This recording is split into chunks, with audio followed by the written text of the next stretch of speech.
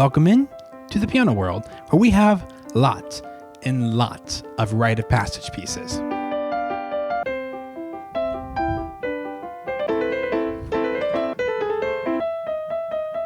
Some of them are good,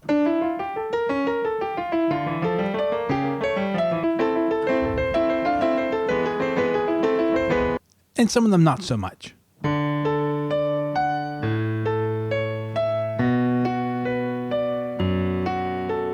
In case you're not familiar with the term Rite of Passage, or maybe not familiar with the way we use it in music, they are the pieces that basically collectively all the students are forced to learn as you go from beginner to the advanced level. And I don't mean forced in like a bad way. Often they're great pieces, and that's part of the reason why they are Rite of Passage pieces, because they're great pieces at the intermediate level. So there are basically 10 to 20 of these pieces that practically all the piano players who are advanced had to play at some point in time.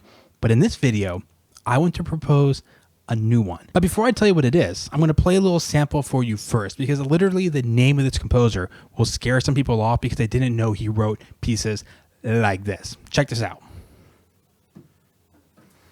I don't have my headphones.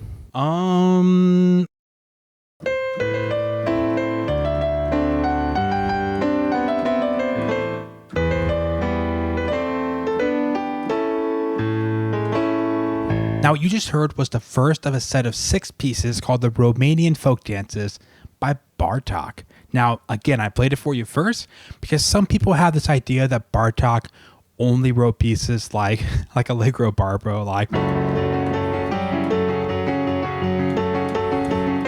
but he also wrote things like this, folk dances that have nice tunes and melodies and chords we're fairly used to for the most part. By the way, I love Allegro Barbaro. I played it in my junior recital in college. Absolutely love the piece. Just saying it's not everybody's cup of tea, where these pieces, I think, can be universally loved. Rite of Passage.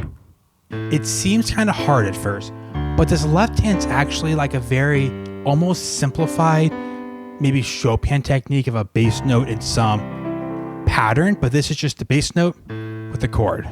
Bass note with the chord. Bass note.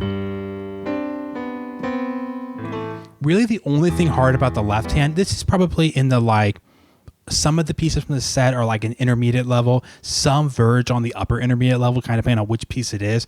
But the only thing really challenging about this piece, I believe, is the reading. The reading can be a little challenging because it does use some sharps and flats, but it all makes a lot of sense to our ears once you get. So the left hand has this pounding bass line, and the right hand gets this really kind of free melody over top with this.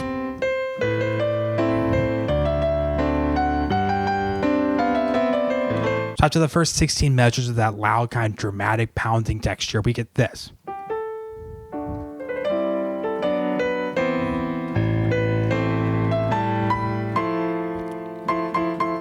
Great chord. Honestly, I think what throws some people is they already have this connotation that Bartók writes ugly notes, then maybe they looked at the piece and they saw something like, oh, that's ugly.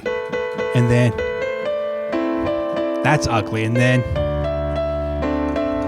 that's ugly. And they see all this, they're like, oh, this is just one of those Bartók pieces that it's going to be. And they never took the time to learn a few measures of it, speed it up, and hear it in context. It's even though it seems random, but when you hear it in context,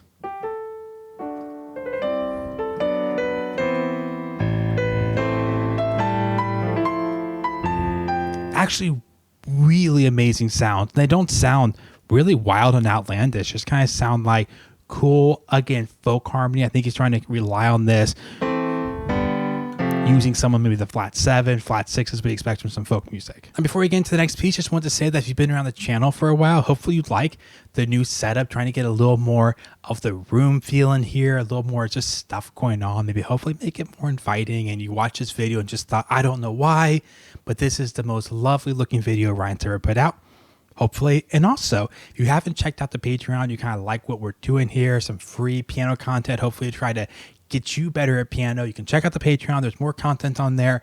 Also, just a great way to support the channel and what I'm trying to do in general.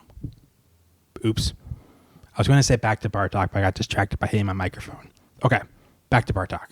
Okay, number 2 from the set I think is okay, but I really want to take my time to highlight the third one because this has the most incredible sound. Close your eyes and listen to this.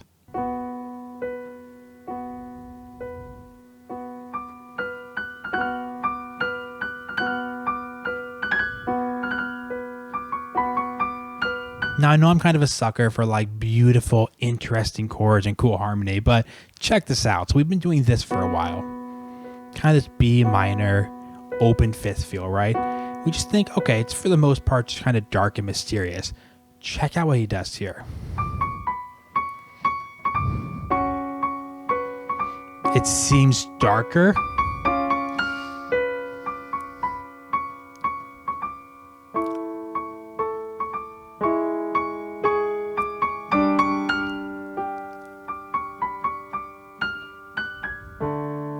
Now, this is where I really want some of you, if you're kind of in this intermediate level, or if you're a teacher and you have students in this level, to deeply consider what this piece unlocks. If it could be a rite of passage piece that lots of students get to play. This is easier than something like...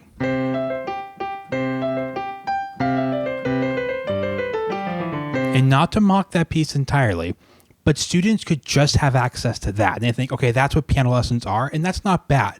But imagine they come into lessons one day and you say, you get to make this sound.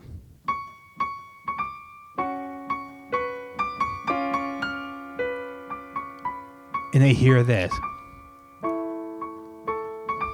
Again, not saying the other is bad, of course. I've spent my life studying like older classical music a lot. A good chunk of music is studying the classics, and I love it.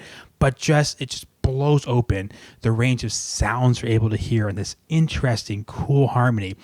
This piece in particular, the third one, it's not that hard. I mean, the reading's a little weird, cuts up high, but it's not that hard. You can teach them, something like the position has an augment second. So really once you get that shape, it's actually really simple. So where I think the first three pieces from this set fit really well level-wise, it's kind of right around the time of where you're starting sonatinas, maybe you're starting some inventions. Now there are three more pieces in the set, but I'm not going to cover them much in this video because they kind of bump up against that upper intermediate levels when you get to that point. And at that point, we don't really need a bunch more Rite of Passage pieces. Whereas when you're in the sonatina level, I just think it's hard to find some really great, unique pieces. And I think this should definitely be one that if you're a teacher that has students in that level, experiment with, give it to them and just see if they love the sound. I have found in my personal teaching, sometimes a student hears this piece and they're just like, can I play that?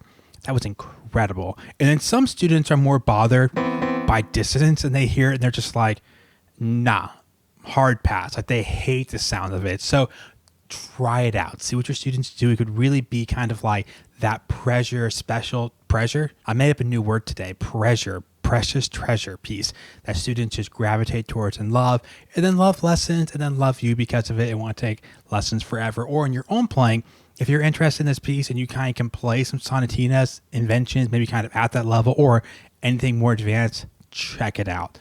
It's awesome. Thanks for watching the video. See you guys next one.